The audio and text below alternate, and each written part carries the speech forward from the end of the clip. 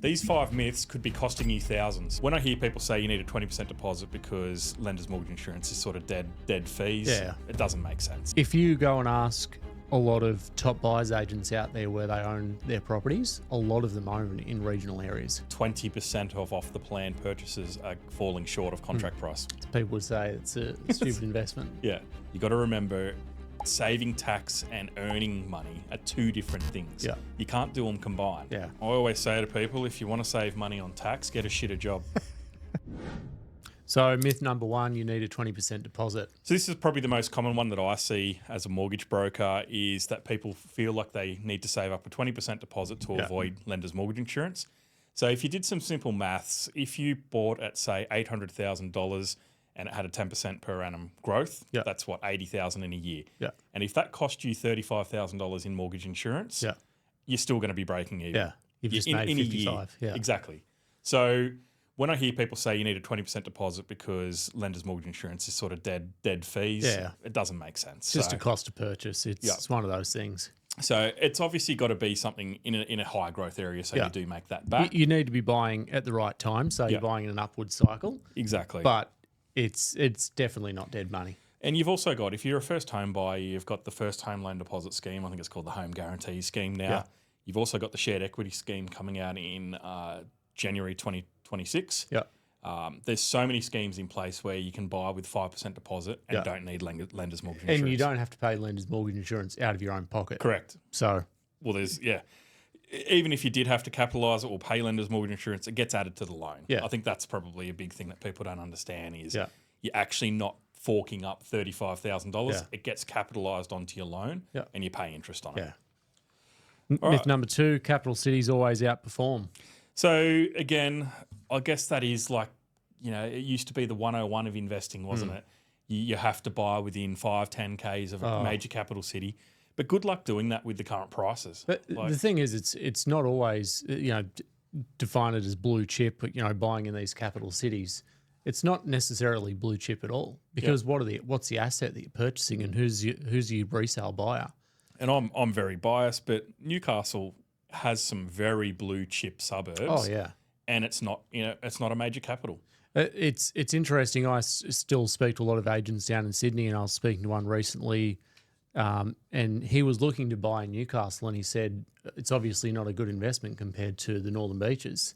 Yeah. If you actually look at the historical growth, the Junction, for example, did 160% growth over the past decade. North Curl, which is the Northern Beaches' top performer, did 120% growth.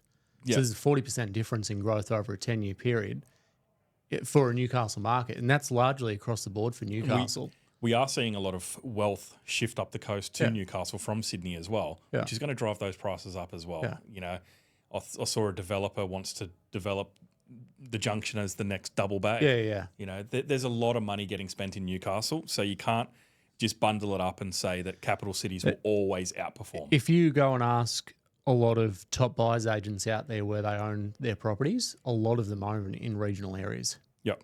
So as of April 2025, regional dwelling values climbed 1.5%, which outpaced 1% for the combined capital cities. So the numbers are there as well. Again, don't buy in a completely rural town where there's no growth, no population increase, but we're talking, capital cities.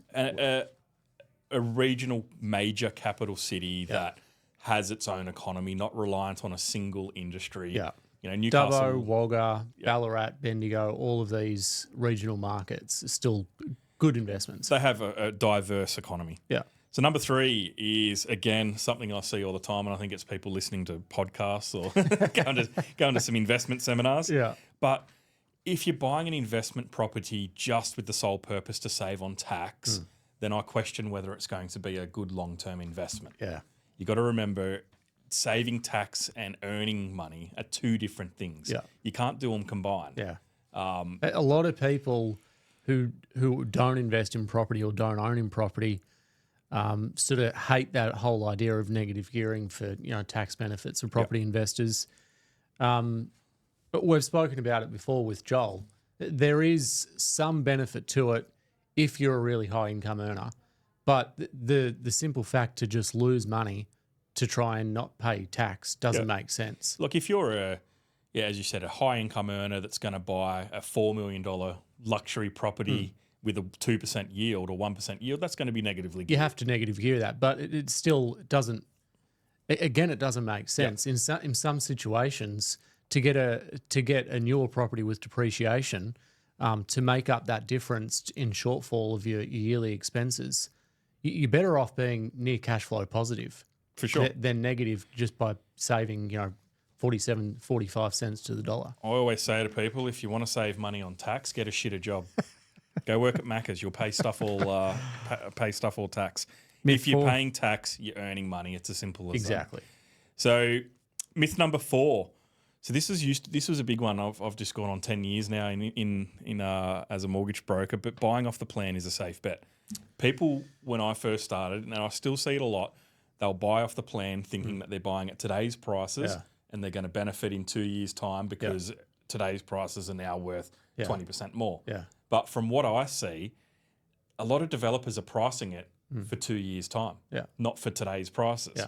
So you run a huge risk of hitting a shortfall if it doesn't track how they're predicting it's going to track. Yeah, and there's obviously, if you're building, you've got your different releases, your different financing payments. So you are, I helped my brother purchase recently off the plan, and he was paying rent and servicing a mortgage at the same time because he purchased the land and then he was waiting 18 months for construction. I think the only times it can work is if it's a very short off the plan period. If you're buying a block of land, say in what's this month, August, and it settles in October. The risk is quite short, but if you're buying an apartment in a high density development that's due to settle in 3 years, you're risking a lot. It's some examples like Marsden Park has been a good example where people did make money if they bought off the plan, but there's other areas where the supply is matching the increase in population for that area. So you're definitely not buying or saving money to purchase at today's cost for the future. No. And what was the stats? I think we did it on a previous episode. 20% of off the plan purchases are falling short of contract price. Yeah. So that's a lot. Yeah. Number 5 and our final is that all debt is bad. I see this a lot on social media. There's certain people out there that you have to pay off your home loan in 5 years, or you have to do this or you have to do that. Yes, you can do that. Yeah. But it's not the end of the world. When you buy a property and you own it as an owner-occupied, yes, it's nice to make the extra repayments and bring it down, but that doesn't need to be your sole focus. I think a lot of people, a lot of these finfluencers, they take away the human aspect of it and they purely look at it from an investment lens and say, yeah, an owner-occ dwelling might not be the best approach and you should put your money towards an investment. I know the benefit personally of having my own property. And you would too, 100%. I couldn't rent again. So, you take away that personal lens. If security and having a family or your own property is important to you, who cares about whether it's fucking good or not? Yeah, and you've got debt on it. Who gives a shit? Yeah.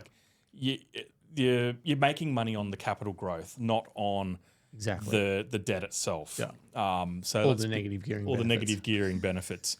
Yes, we understand that it's non-tax deductible debt, but you're also holding an appreciating asset, which is a cost of holding as well. CGT exempt. Exactly. I bought in Catherine Hill Bay. I think I made close to 900K in about 18 months. Yeah. Sold that tax-free, moved on to the next place in Merriweather. So how is that a bad idea? Yeah, people would say it's a stupid investment. Yeah.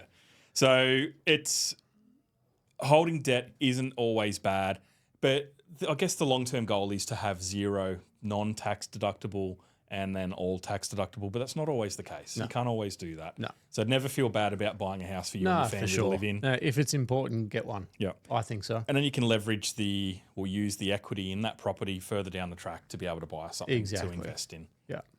But that's the 5 myths for today. Yeah. And these are things that I see daily and you see daily as well. Yeah. If you can try and avoid these, you will save a lot of time and money. 100%. But if you have any topics you want us to discuss, throw them in the comments and happy to run through it with you. Yep. See you in the next one. Thank you.